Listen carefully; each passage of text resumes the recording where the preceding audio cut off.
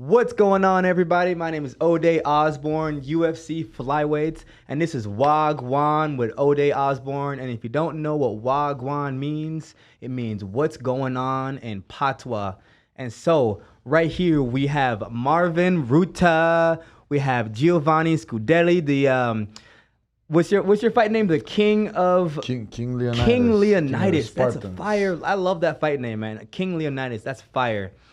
We also have Johnny Rice with us, and we have Donald Badgett. So, King Leonidas. What made you come up with that fight name? So besides my beard and the way I look, is because growing up, in my hood in Sicily, I used to fight anybody, even by myself. You know how it happens when you're a kid. Sometimes you fight with a few people and stuff like that, and they're like back down. So once I went, by myself to fight like a few kids, like 5, 6 kids.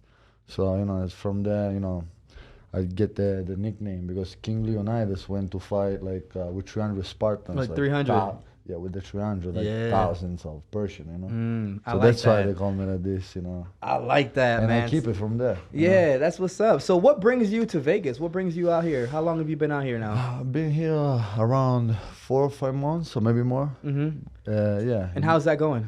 It's going great, brother, Yeah, are you training for a fight right now? I was training for the fight. Yeah, I was trying to stay active. I had already like 2 fights back to back. I was going to do a third one, but how it is sometimes. It's very hard. I already know. So I already know. So moving on to you guys, what's going on? Johnny, what's going on, man? How you doing today? I'm doing fantastic. Had a very, very tough training week, which is what I like to call a necessary evil. You know what I mean? A humbling experience. Yeah. Who are some of your training partners? This week I was working with a guy named Jerry Anderson, who's predicted to be the next great heavyweight champion. So I definitely think they're right about it. I also got to work with Michael Hunter the past couple of weeks, who I already know is going to definitely be the heavyweight champion. So I'm excited to see his reign as he continues to ascend to the top. I also got to train with the great King Leonidas as much as possible. Yeah. Definitely about to be the next cruiserweight champion. So, I'm surrounded by champions.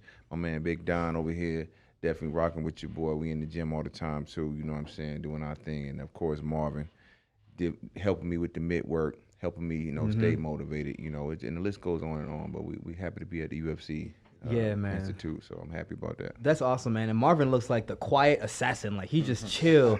You can just tell he just be one of the people that just chill, but he'll sleep you on the spot. Dog with the mitts. I look at you and you know exactly what I'm talking. I already know. What got you into boxing?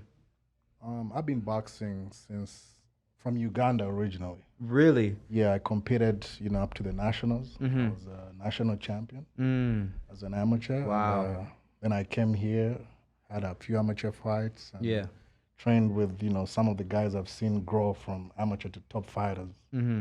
Like Michael Hunter, I've been around, and many other fighters. That's amazing, man. Uganda produces, not just Uganda, but Africa in general, produces so many, like, dominant athletes. You know what I'm saying? Francis Ngannou, even UFC, Israel Adesanya, Kamaru Usman, like, man, what's that? Was it the Nigerian basketball team that beat the U.S.? And was it last year or 2 years ago? I think something happened like that. It was like an all-star game or something like that. Yeah. But man, Africa produces some really high level. Might have been. No, I think it was the Olympics. Oh, was it the Olympics? That's what it was. That's what it was, man. So Uganda is reputable, one of the in Africa, considered one of the best as far as boxing. Wow, I actually did not know that. Yeah. I didn't know that at all. Yeah, we've had a couple world champions, and gold Olympic world championship games. I don't know if you know John the Beast Mugabe. Yes. Yep. Yeah, he's Uganda. We had Cornelius Boza Edward. You know who he is.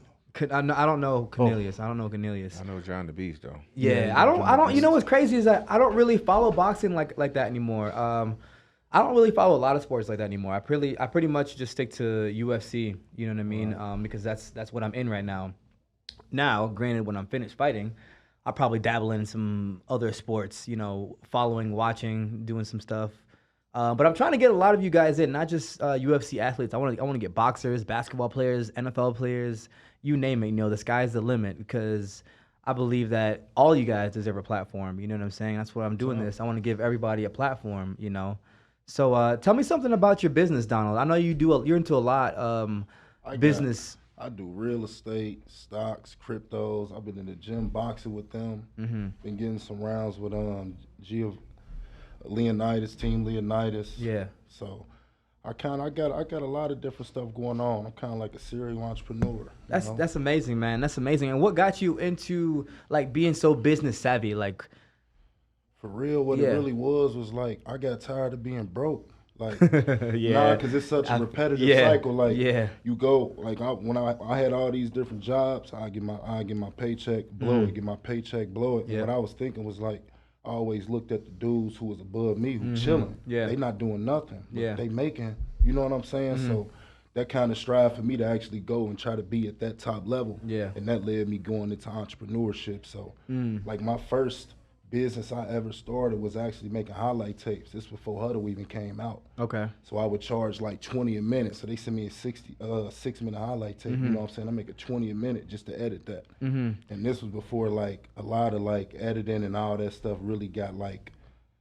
you know how you can go on TikTok and just edit that. Yeah. You know, you used to have to go keyframe by keyframe. I remember that. I remember that because I used to use iMovie and Final Cut Pro and stuff like that. And things now compared to back then has gotten ridiculously advanced. But you know, it's not easy to. It's crazy that you said you got tired of being broke. It's really not easy to break that cycle. Because it's what we know. You know what I'm saying? Yeah. We see our pops and our uncle and everybody do the same thing.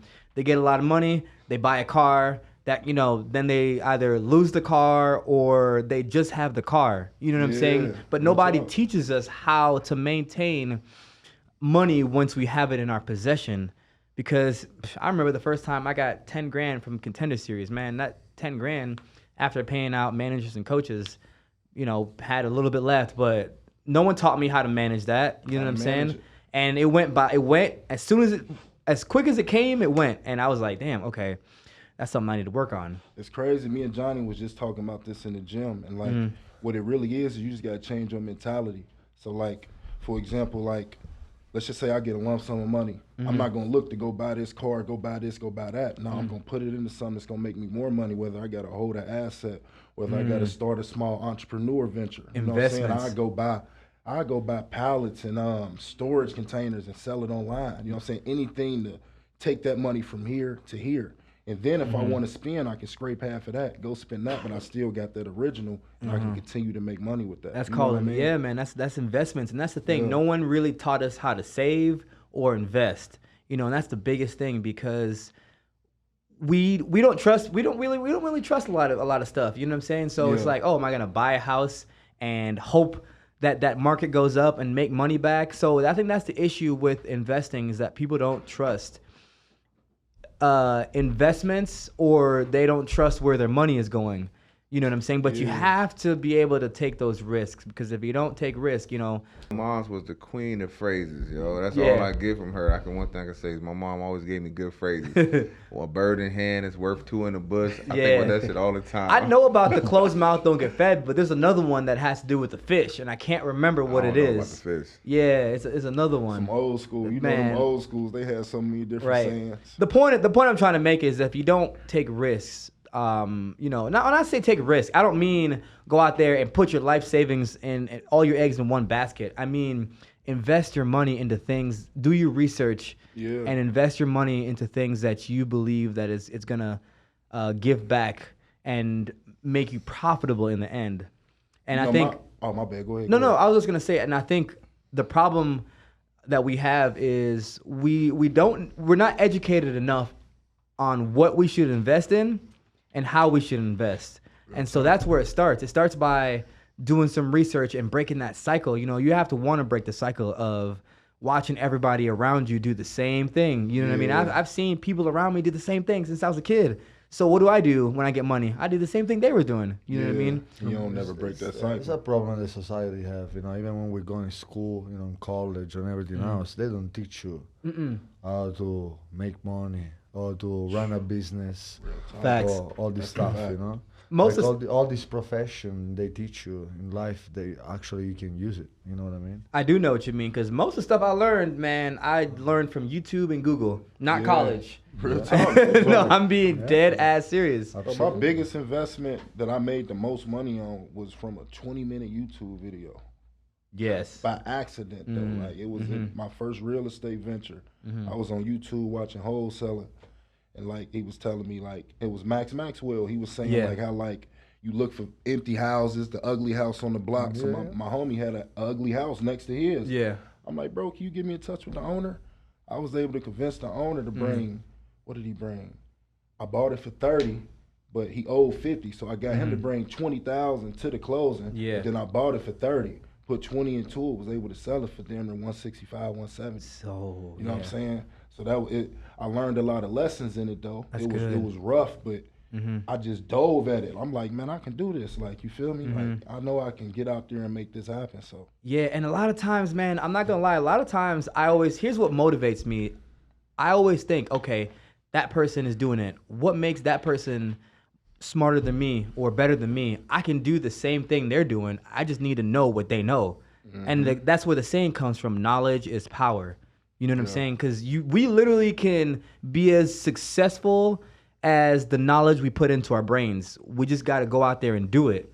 And that's where it comes from, that hustle, that grind, that struggle. You got to know it's not going to be easy. You know what I mean? It's not going to be easy. Nothing worth fighting for is easy. That's why it's called a fight. exactly. You know what I'm saying? But Marvin, man, tell me a little something about yourself, man. What brings you out? Like, how long are you here for in Vegas? I don't even know, but you know, I've been here about 10 years. Yeah. Yeah, and it's been good. It's been good. That's what's up.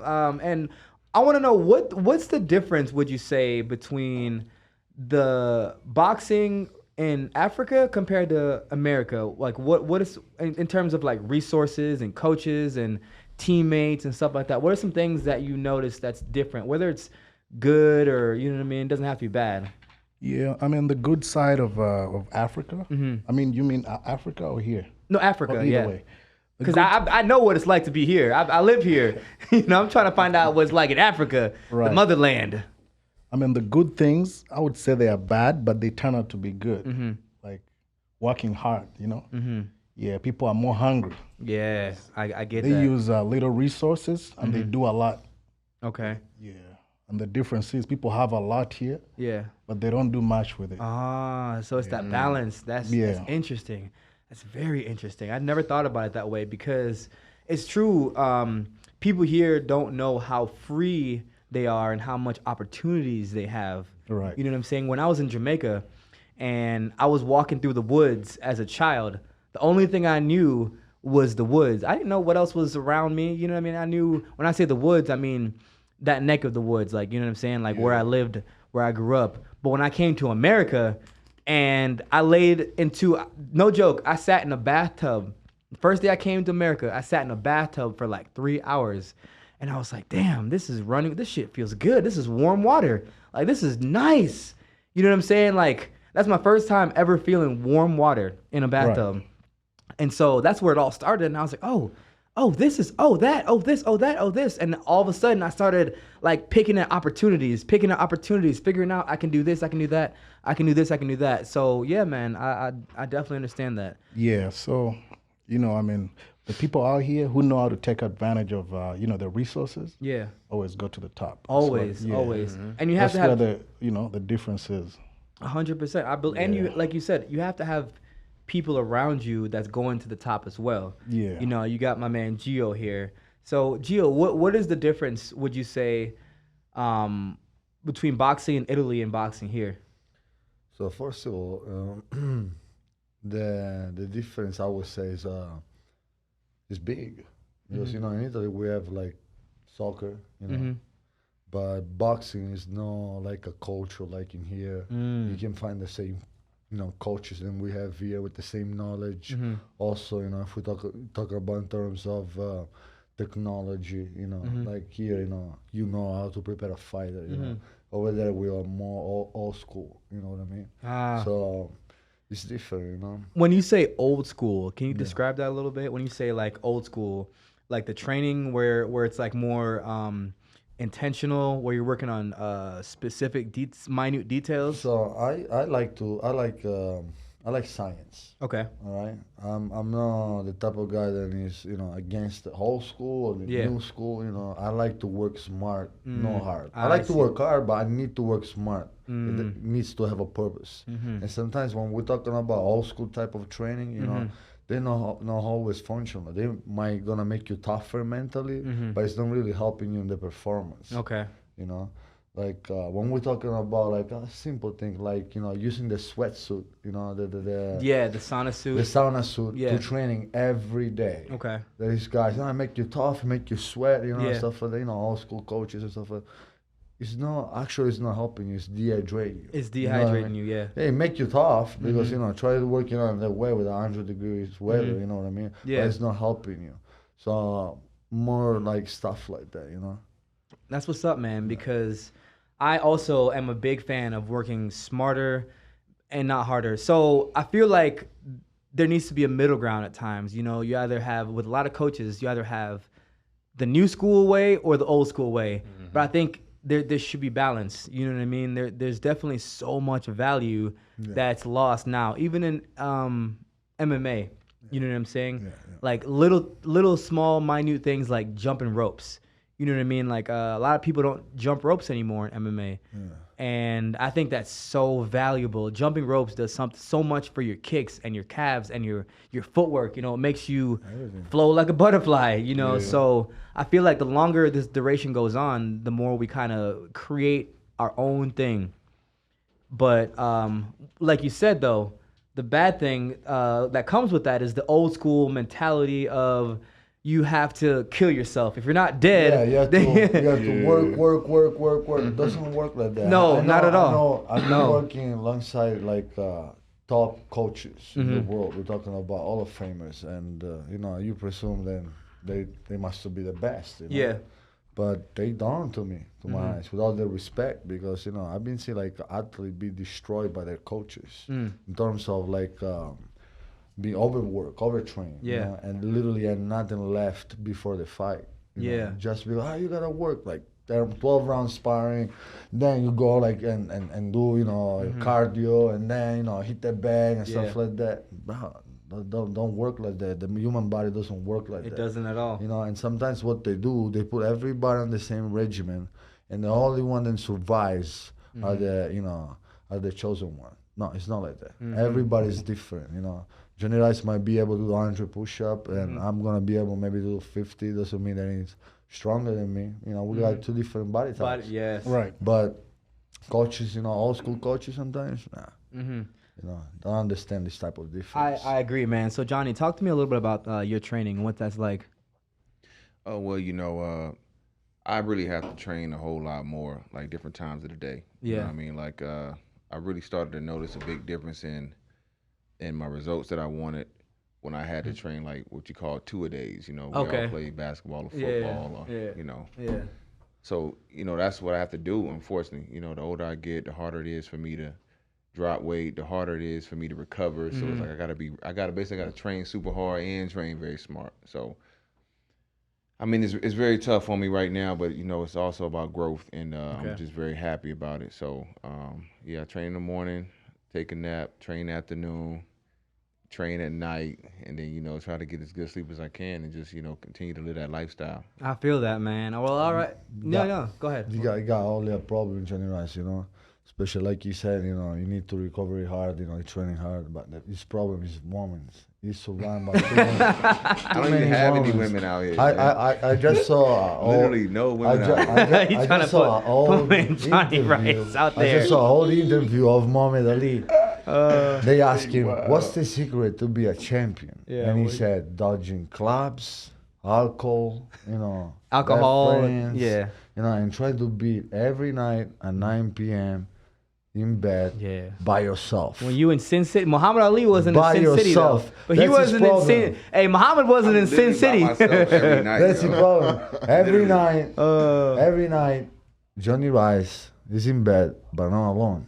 I'm definitely alone. I wish I wasn't, but I'm literally in alone in bed every night. Hey, Muhammad Ali wasn't in Sin City. You know what I mean? Oh man. But let's switch off from boxing for a minute, you know, because this podcast it's not supposed to be like an interview, you know what I mean? So I want to know, there's a segment I'm doing called "Would You Try This?" right? And I want to know if you guys would try it. All right, so I'm gonna put it up on the screen and we're gonna see. So go ahead and run it. No, immediately already. You got a helmet Mike. Yeah, the helmet definitely.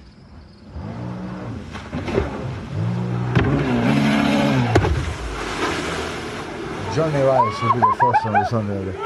Absolutely not. All right, but look, I've done 3 of these. Would you try this? This is the first one that I said, you know what, I try it because it's just all water. Yeah, I'm about to say it's just pools. You feel me? You ain't really falling in nothing too bad. Right, and it is grass on the other side. It's nothing like super crazy. It's harder than what you think, though. You know why? Because I used to do shit like that.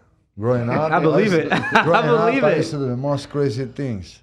Sometimes stuff like, oh man, because you gotta yank up to get into the next pool. That's probably the hard fall part. Forward and hit your face to the steering. I believe it though, because you have that crazy ass personality, man. You just unfortunately I do, bro. You do. I know. They all know. I already know. You have a crazy person. You remind me kind of like you kind of remind me of Johnny Walker a little bit. You guys both have that like outgoing. You know what I mean? Just being yourself and you're having fun with being you, and that's why I message you, man, because you have fun being yourself, and that's what's up. I think people get the best from life when they start to really be themselves. Because people love confidence. In general, they love confidence. They love when somebody's real, when somebody, you know what I mean? Yeah. So when you start to understand that and be yourself, it's something powerful. And I wasn't always like this. I was like a shy kid, insecure growing up. Very nice kid, very good kid. And I actually like changed this type of mentality, really work on myself. What changed?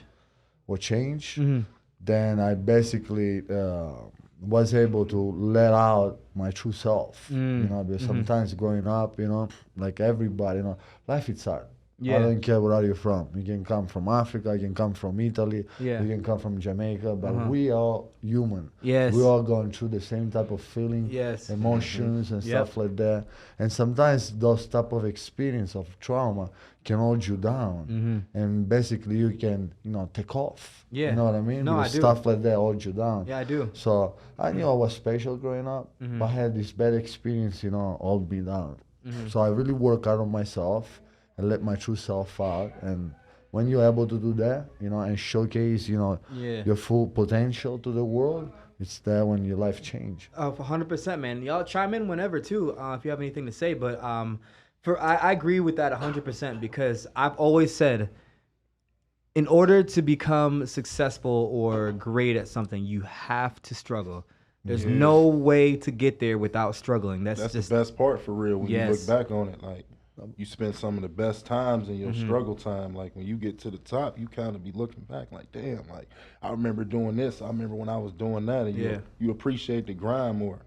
Oh, 100%. So there is a logic explanation behind like struggle and successful people, and it's very simple. Yeah, what's that? Balanced people don't have the drive or the obsession or the needs, to fulfill themselves, you know what I mean? Why do you think that is, though? It's simple, because why would you get punched in the face and suffer and cut weight and be scared? Because I don't care, what everybody thinks, Fighters are scared. Oh, everybody's scared, man. And one of the reasons why I choose this life, because I believe in myself, and I know that I'm a smart guy, I think I'm good looking. I think I can do anything in life. I think you're handsome. Thank you, brother. Very handsome. But the only reason why I choose the boxing life, the fighting life, is because it really make me a man. And by that I don't mean that I'm able to knock people out, but just put me, in the mirror, and I can see, my insecurity, my fears and stuff like that. and I can, overcome that. The feeling of that, of being scared, but still get the job done and control your feeling, your emotion. Bro, that's a dope feeling. That's a dope feeling. It is. Because I had a lot of fears growing up. I had a lot of, insecurity growing up. And look at me now. You know what I'm saying? Yeah. And I'm proud of this. And I did this. I learned life through boxing and boxing through life. You know what I mean? That's why I'm in love with this sport. More for the mental part and then for the physical part. Yeah, that's deep, man. Right. That's 100%. Yeah, I feel exactly what he's saying. That's well explained. 100%. Yeah, and the thing about that is like, if you don't go through a certain level of life, then you don't get what you're supposed to get. You know what I'm saying? For me, it was more so once I got to a certain place, I'm like, man, I would have never gotten to that place if I didn't fuck up 10 million times to get there, you know what I mean? Yeah. Or if I didn't trip over myself a bunch of times where I thought, man, I've thought, damn, like, I'm not going to make it to the UFC. There's been times where I've thought that because I was just broken. Yeah. You know what I'm saying? I was so broken, and I felt like my goal was unobtainable, but I didn't stop trying. And that's where the secret comes in. That's the secret sauce. It's not about how long it takes. It's just about that you get there. Because people, what they do, they give up. Yes. Yeah. They give up. Yep. Like me, I had like 3 bad injuries that hold me down. I work with all of them. And I know too my potential. I believe like, if I didn't have this injury, then stop me for like about 3 years, I would be world champion right now. But the difference is I never give up. I had 3 major injury and 4 surgery, and I never give up. And now I'm healthy, I'm strong. I learned a lot from the struggle, from the physical part, because now I feel like I'm like a therapist. I know everything about the human body. I know how to keep my body healthy. I know about mental health, because an athlete that goes through an injury, you start to have a lot of issues, bro. Yeah, you know and what I mean? Imagine having another injury and another injury and lose all your money, lose all the people around you. Be alone. Don't be able to get up from bed. You don't have your family or nobody to help you out and stuff like that. Stuff like that. Once I overcome that, there is no man in the ring that can beat me. Yeah. Because I overcome the hardest challenge of my life. And I already faced the hardest opponent is myself. 100%. You know what I mean? 100%. And I swear to you guys, I don't want to sound like, such a cool guy saying this shit. No, it's real. I wasn't like this. Yeah. I was such a nice guy, bro. Hurt from life, weak because, life, wear you down. Yeah. But, once I didn't give up and keep going forward and overcome this thing, bro, now I feel like I got superpower. That's amazing, man. And it's a lot of that, too. Nobody could believe in you like you believe in yourself, because damn sure society won't believe in you like you believe in yourself. If you rely on society to make you successful, you will fail. You got to rely on yourself, because we live in a selfish world. That's just Absolutely. People don't want you to be successful for you. People want you to be successful for themselves, and so that they can live in your limelight and your glory and ride your wave. It used to be like, oh, I want you to be a champion because, I want you to be great and I want to give back. But it's not like that anymore, man. It's not like that. It's all about social media, Instagram, and when you win, you throw up the number 1 with your teammate and you taking the picture, and that's what it's like now. It's all about appearances. Yeah, it's all about it. Exactly. Making shit look good. Making stuff look good. Yes. Yeah. No, you can cuss on here, man. You can hear me say fuck. Yeah, making shit look good. What I hate is social media. They destroy our society. Oh my goodness. Instagram. Social media. Can we talk about Instagram one time? Yeah, man, Instagram ruin us. Why you think it destroyed the society? So let's talk about simple things like false expectations. I'm gonna say that one time. Instagram creates false expectations of what society should be. Instagram tells young women that they should look this way, and they tell men they should act this way. You know what I'm saying? So it sets up a false perception of reality of what life is like when that's not like life should not be like that. Life is not like that. The goal isn't to be successful. The goal is to be happy. Yeah, and you know, I learned that now.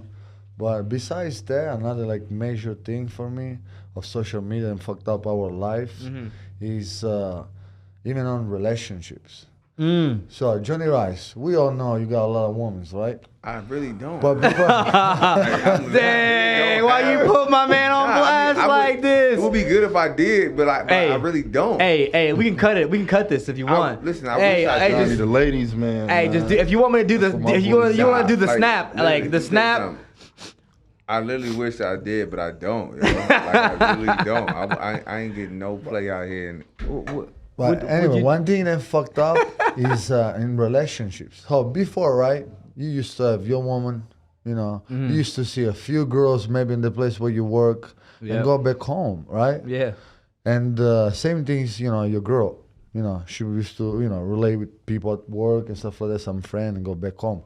And, you know, and people back then used to make the relationship work. Used to put more effort into it, you know? Yes. But nowadays, right, you got like thousands of girls, you know, doing the same stuff. You got same with let's guys. put it like this. You got girls and got thousands and thousands of guys. Yes. Coming out on every Instagram, day. you know, stuff like that. So if I'm your girlfriend, right, I'm with Jonnie Rice. As soon as Jonnie Rice broke my balls, I'm gonna have here like thousands of options how they do saying beautiful things and try to take me out and stuff like that, right? And same thing me. I'm gonna look on my Johnny phone. Rice. I'm gonna be in a relationship, look my phone and see like hundreds of girls, you know, probably better than my girl and stuff like that. Yeah. You know what I mean? That's bad, bro, because you know, people, you know, this shit fucked up our relationship. There's so much options, so many options. No, 100%. And it's not real. Because what you have, basically, you live in your house for a hotel. 100%. You know what I mean? and like I am guilty of it. You know what I'm saying? Like this is I'm real.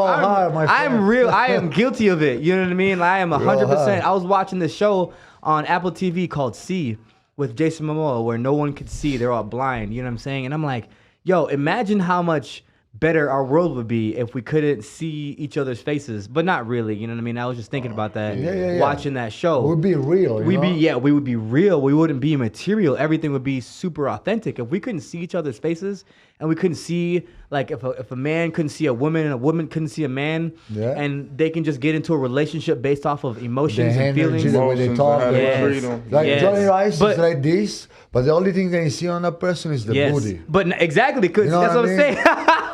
Johnny Rice is like this. Why you messing with Johnny Rice? He's such a nice guy and everything. He don't care about nothing else, but. But look, that's what we've been when I say we, even myself. We have been conditioned to like a certain aspects of a woman. You know what I mean? We, including myself, have been conditioned that way because we are repetitive creatures. So when we see things like algorithms, like Instagram has certain algorithms that know exactly what you like. They know it, so they keep feeding you the same stuff, so you never get off the roller coaster. Spiral, You're just they keep you. Go ahead. I'm saying, so technically, are you being conditioned, or you already know what you like, and Instagram just show you what you like?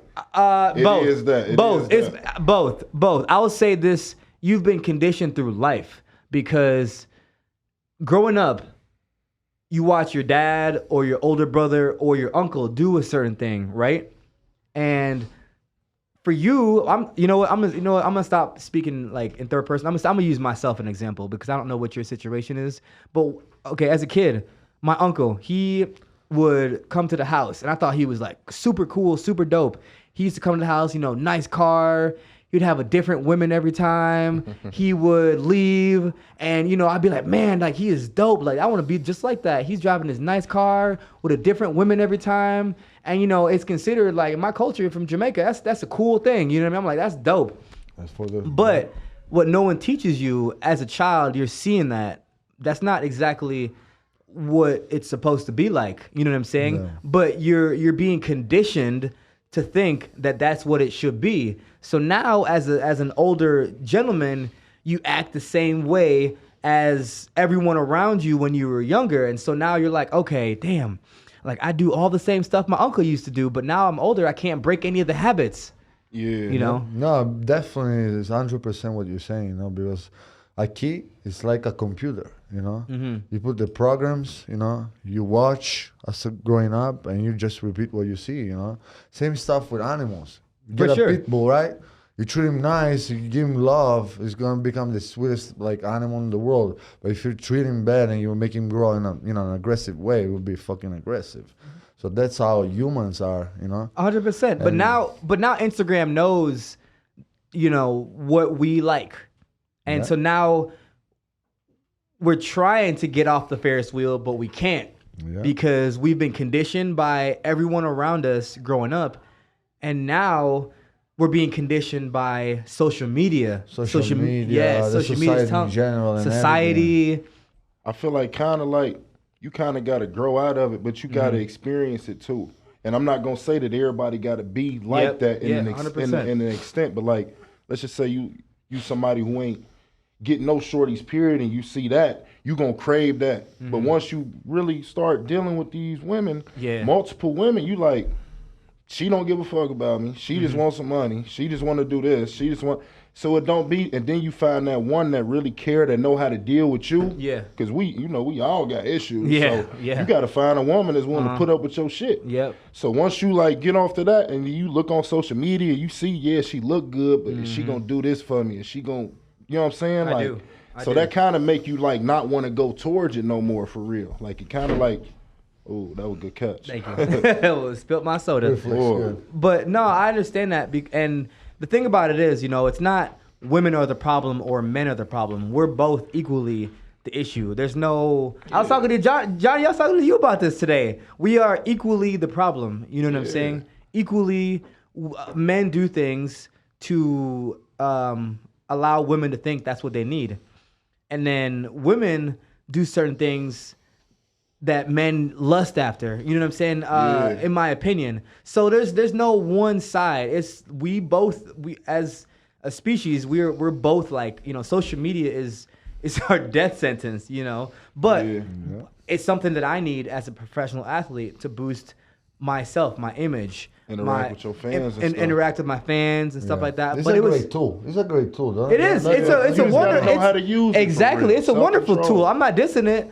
Actually, I kind of am, but but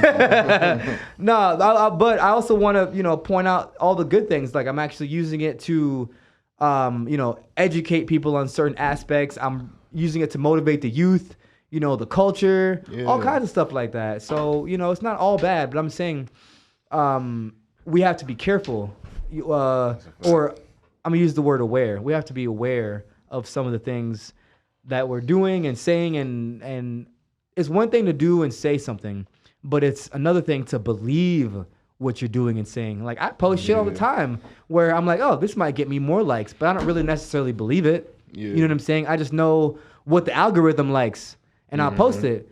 But a lot of people will believe the stuff that they put out, and they truly, you see, prime example, we talking about Kanye West.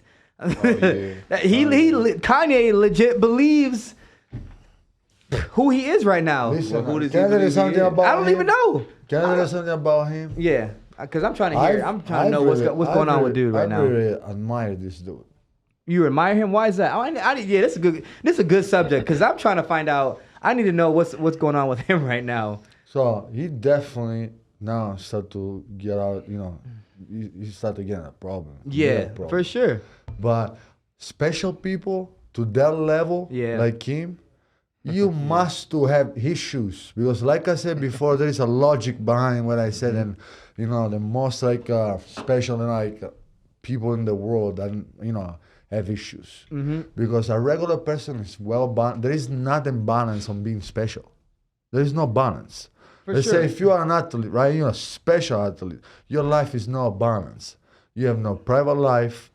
You don't do regular things like regular people, like going out. You know, spend time with your family. Yep. You all lean on what you do. You're not balanced. You're a psycho, bro, in what you do. You know what I mean?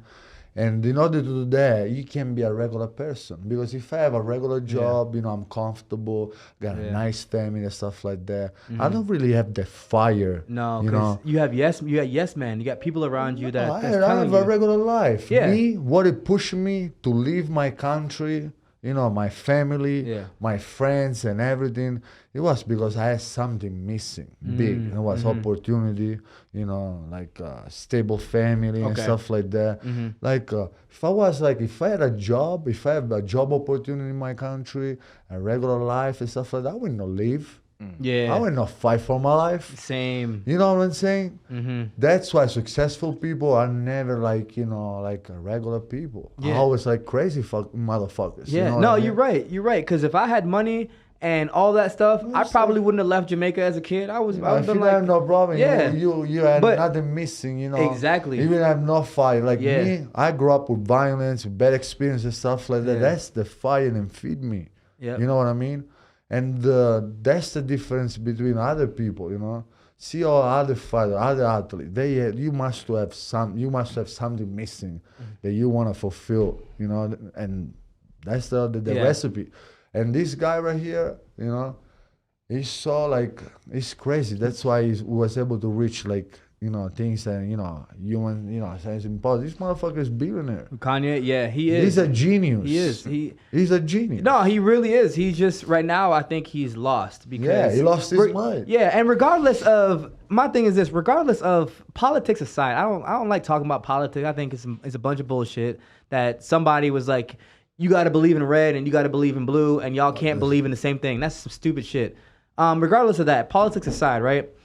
I believe. Like, the fact that he went out and did the White Lives Matter on the back of his shirt, you know what I'm saying? It's like, why even bring that up right now? You know what I'm saying? Like, everything's starting to kind of simmer down, die down a little bit, you know what I mean? After we had that, 2 years of just craziness, and you want to stir shit back up? Like, what's the point? Why? So if you think about, I don't know why he did that, but sometimes, you know, in the society that we live, especially even in sport, in boxing or MMA, right?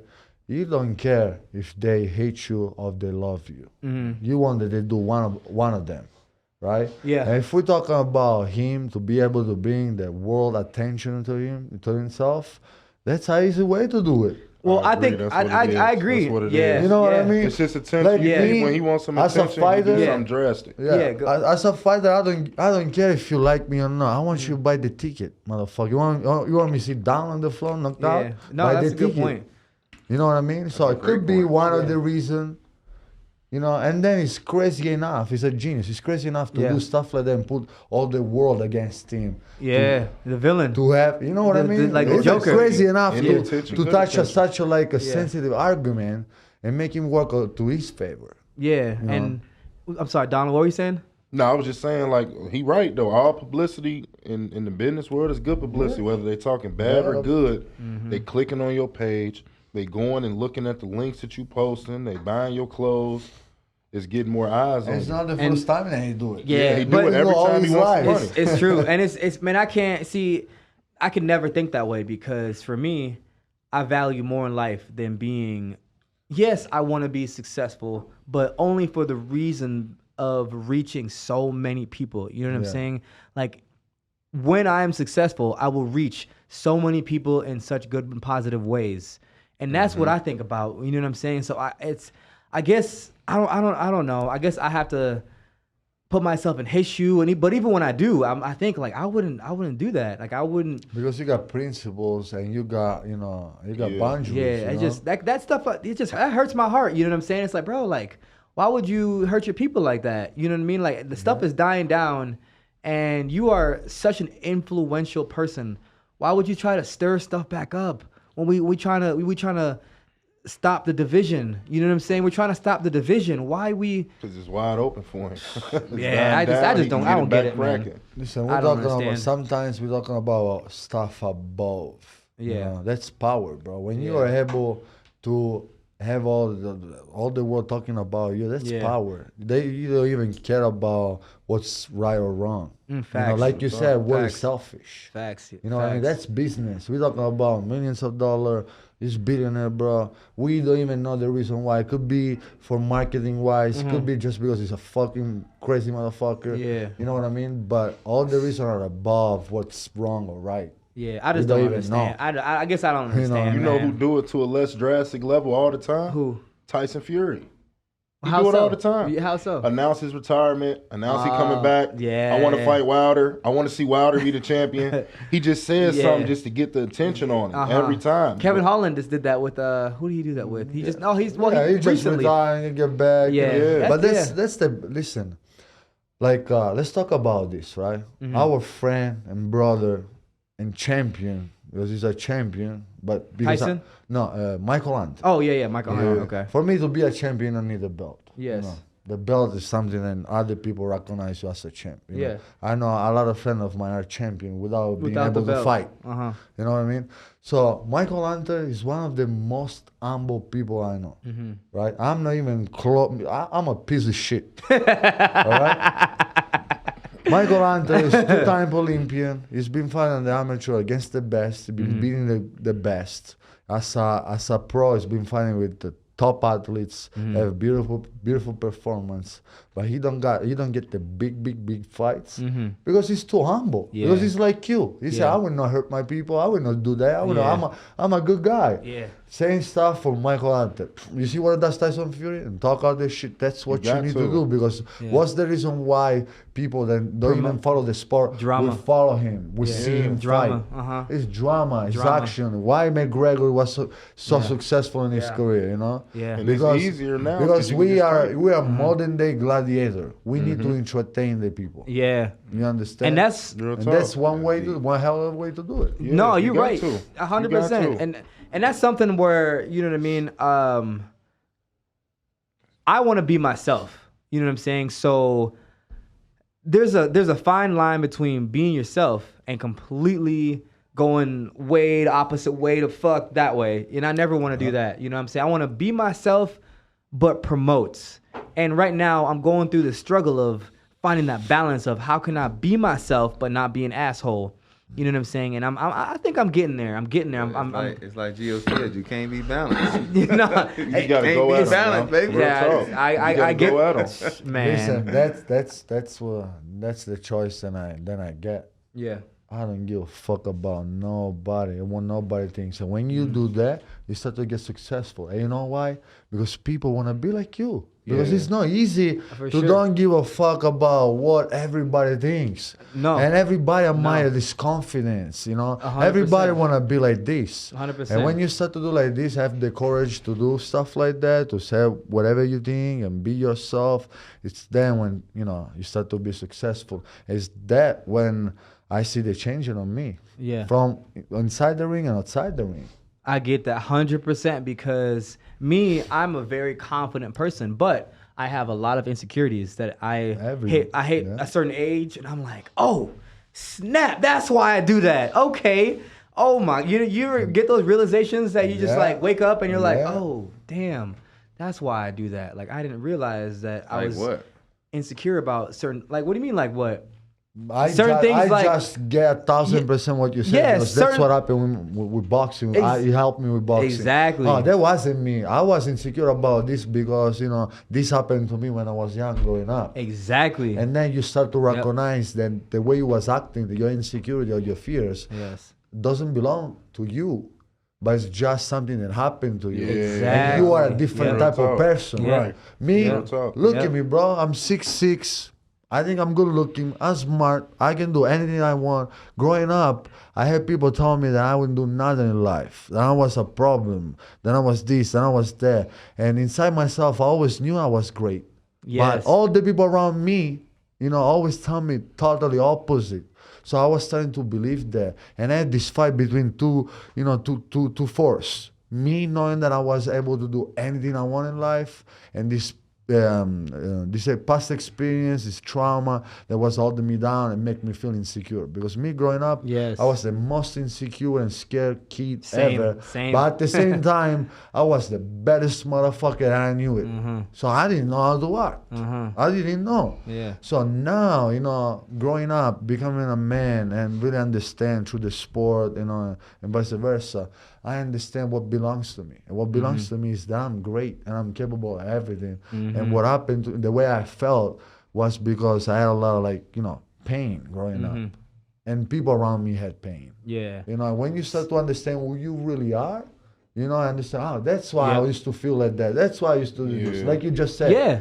When you start to be aware of these things, bro, you got superpower because I don't care how big you are. I don't care how much you're training. What make the difference in this fucking world, whatever you do, if it's, you know, being a businessman, being a fighter, whatever you do, it's here, bro. It's here. 100%. Because see Rocky Marciano, right? He was a small-ass heavyweight. They told him, you got short arms. You're not big enough. That motherfucker didn't give a fuck. He was tough as hell, and he fucking knocked everybody out. 49-0. Yep.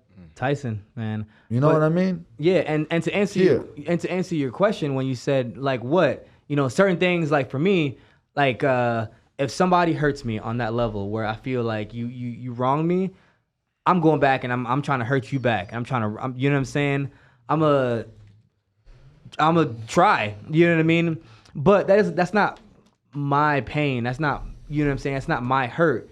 It's like you said, it's childhood shit that's happened to you. Yeah. So you've been hurt so many times that eventually you're like, you know, I'm sick of this shit. I'm sick of being taken advantage of.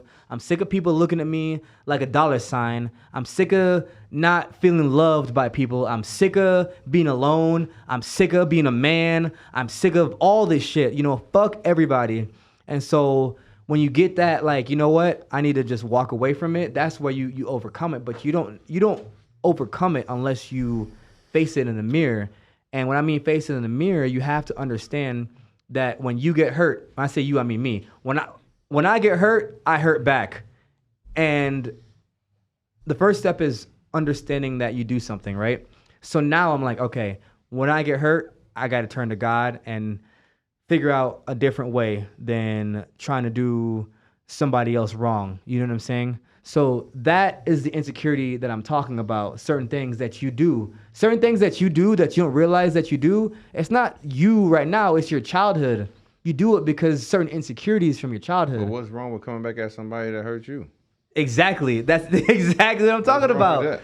It's there's a lot of wrong thing. Let's say about still growing up, right? Sometimes, you know, you don't have the best parents ever, you know, even because it's hard to be a parent. It's hard to be a man. It's hard to be a dad. It's hard to be a mom. You know what I mean? And sometimes, you know, involuntary, you know, somebody can hurt you, all right? But without wanting, you know? So when you become a man and truly understand, you know, you are able to forgive those people that hurt you, you know, and, you know, be bigger than that. You know what I mean? Because, of course, you want to hurt back the people that hurt you. You know what I mean? Yeah, hold on for a second. I'm gonna answer what he was saying. He said, what's wrong with that? The problem is not what's wrong with it. It is wrong. There's no beneficial. But why? Why are you giving your energy to somebody that doesn't deserve your energy? Why are you letting somebody make you mad and taking your energy away from you? Why are you letting somebody take you out of your element? That's what's wrong with it. You know what I'm saying? You're giving us, you know, to us, we've been taught we look like a bitch if we don't retaliate.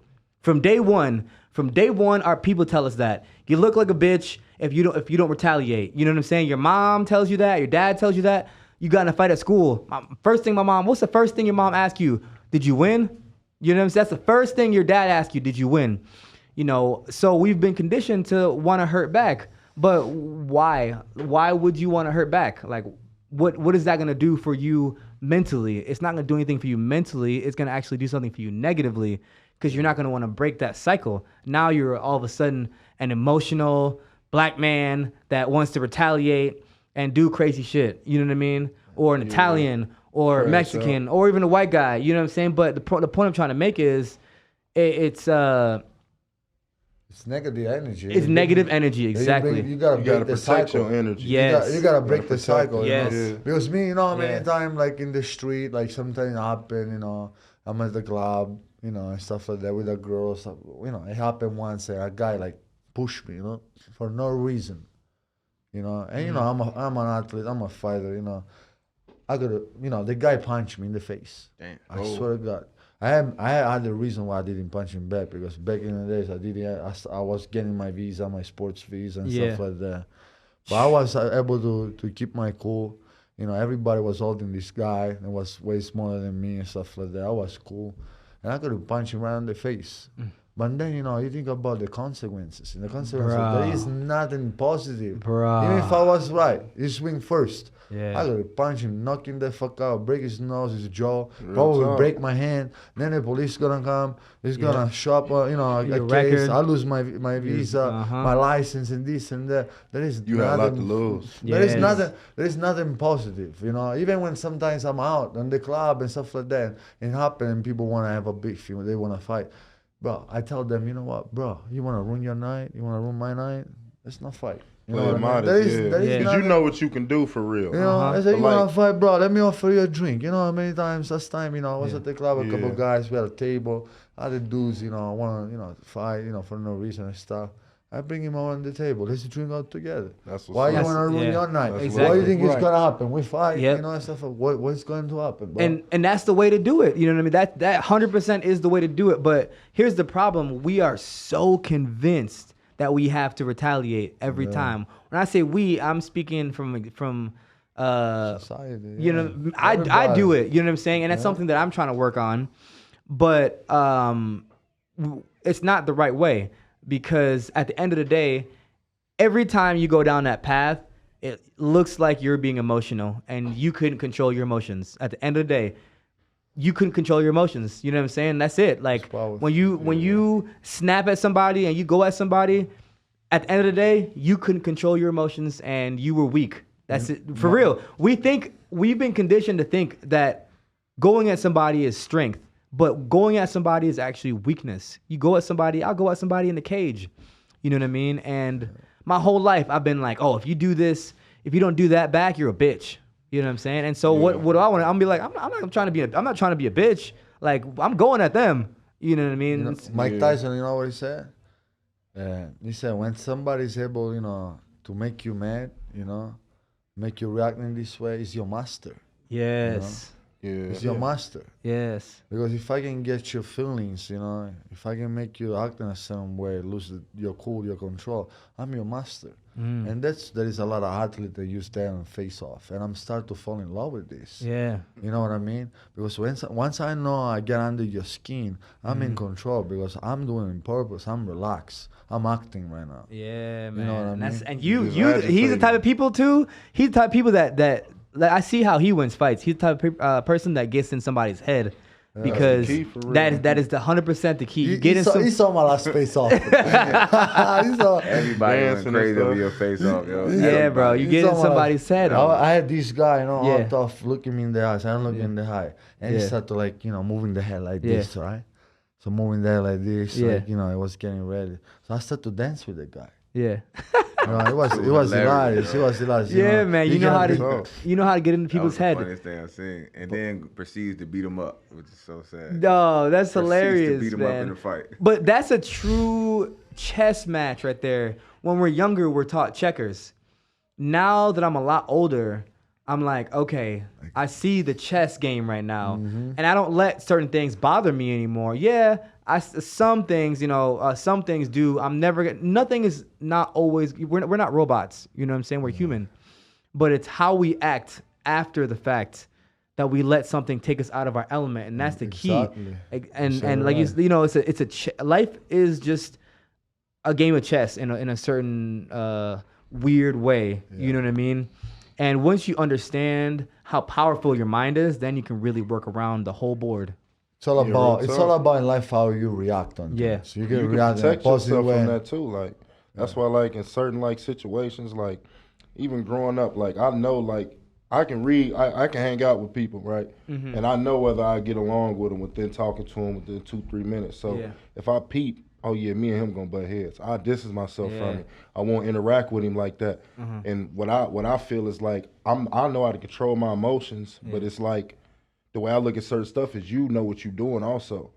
So I'm gonna make sure I position myself to where if you break any boundaries with me, you really wanted that. You really wanted that reaction. And I'm not gonna sit here and try to say it like everything deserves a violent reaction. It may just be a more aggressive reaction or maybe a firm warning. Facts. But I position myself to where, like, for example, let's just say I feel like I'm gonna get like, you know what I'm saying, get into it with Johnny. I might go sit over here. Facts. I might not look at Johnny. I might not say nothing to Johnny. So now if we come into any type of altercation, I know you went looking for that. And there's nothing I can do about this at this point. Besides come back with it. You feel what I'm saying? I do. Yeah. Instead, that's why I won't go to certain places. Like I try to go to like more upscale shit where people don't want to get their clothes dirty. They're not trying to fight. You know what I'm saying? They outfit $2,000-$3,000. They ain't finna here to fight. Yeah. So you go to stuff like that, they not doing all that, but you go to like a hood spot or something, then you got that people trying to prove themselves and stuff like that. I got one question for you, Donald, and we're gonna wrap it up after this because we're about short on time here. But how do you think we go about changing the mentality of people from thinking that we have to do certain things that we were taught, like buy the car, retaliate, sell the drugs, you know, whatever the case may be? How do you think we go about changing the mindset within our community and, I guess, evolve, you know, into invest in the real estate, save your money, take care of your kids, XYZ? How would you say that we go about doing that? You got to find your purpose. Like for me, like I was living way different than how I live now, like a lot less smarter, a lot riskier. When I found out I was having a son, I changed my whole life around. I got into different ventures. I got more focused. You know what I'm saying? So like when you out here with no purpose, you ain't got nothing to lose. You ain't got nothing to gain. You know what I'm saying? So you just out here just freelancing every day. Yeah. But if you actually find you a purpose, it may be, you know what I'm saying, you might want to get your mom out of a situation, or you might just want to change your living situation. That's but you deep. find your purpose, then you'll be able to grow from that, because you're not going to be chasing what everybody chases. You're going to see the bigger picture. That's Sometimes, deep. like, I tell people, like, to travel. You know what I'm saying? You go on vacation one time, go get around them palm trees and them oceans, and then you're going to be like, you know what? I'm not trying to do all this. I need to get my money right so I can do this more. You know what I'm saying? Yes. Hop on them first class flights. And that's going to change your mentality. You're going to peep everybody around you that's staying at this level. You're going to start looking at them like, damn, why he think like that? Like, why he so worried about getting high right now? Or why he so worried about what this dude doing? Why don't he just focus on getting himself out of this situation? He's trying to chase first class. Real talk. That's what's up, man. And unfortunately, we got to wrap it up, man. I had such a great time having you guys on the show. Like, it was such a dope episode, and I can't wait for this to be aired. And check out my guys on social media: Jonnie Rice, Donald Badgett, Marvin Ruta. See, I could never say your last name. Ruta. R-U-T-T-A. Ruta. Yeah. Ruta. Oh man. And Giovanni Scuderi. I said that right? Scuderi. Like the King Leonidas, man. All right, guys. That's all for what we have today. This is Gwaan with Ode Osborne, and you're watching Gwaan Podcast. Out.